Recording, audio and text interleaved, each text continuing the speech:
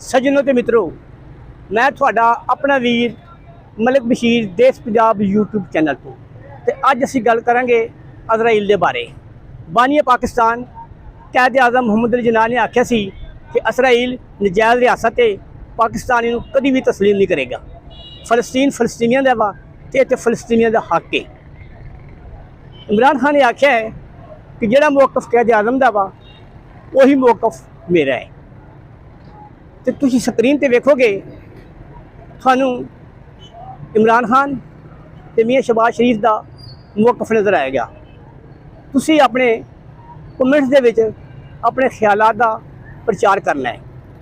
ਪਾਕਿਸਤਾਨ ਤਹਿਰੀਕ ਇਨਸਾਫ, ਪਾਕਿਸਤਾਨ ਮੁਸਲਿਮ ਲੀਗ ਨੂਨ, ਜਮਾਤ ਇਸਲਾਮੀ ਤੇ ਦੂਜੀਆਂ ਮਜ਼ਹਬੀ ਜਮਾਤਾਂ ਤੇ ਸਿਆਸੀ ਜਮਾਤਾਂ ਦੇ ਕਾਰਕੁਨਾਂ ਤੇ ਸਿਰਕੱਢਵੇਂ ਸਰਪੰਚਾਂ ਅੱਗੇ ਮੇਰੀ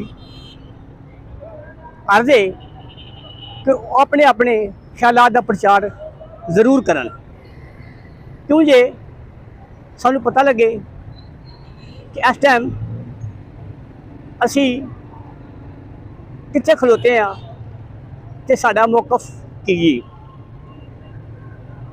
ते तुहानू असी इमरान खान की मकबूलियत के बारे भी एक छोटा ना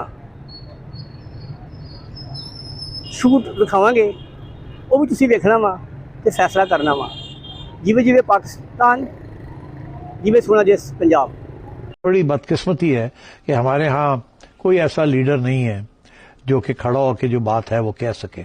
अच्छा और बाय द वे ये this is something that Imran Khan के हक में ये बात जाती है कि जब उन्हें मौका मिलता था तो वो नरेंद्र मोदी के खिलाफ भी बात करते थे और इसराइल के खिलाफ भी बात करते थे। जिस तरीके से वो बात करते थे कोई भी पाकिस्तानी लीडर उस तरीके से बात नहीं करता, क्योंकि वो खौफजदा है कि अमेरिका क्या सोचेगा या बरतानिया क्या सोचेगा या फ्रांस क्या सोचेगा या यूएई क्या सोचेगा या सऊदी अरेबिया क्या सोचेगा।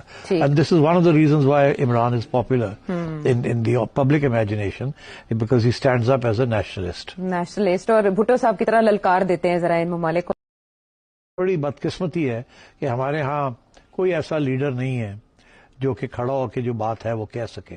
अच्छा और बाय द वे ये this is something that Imran Khan के हक में ये बात जाती है कि जब उन्हें मौका मिलता था तो वो नरेंद्र मोदी के खिलाफ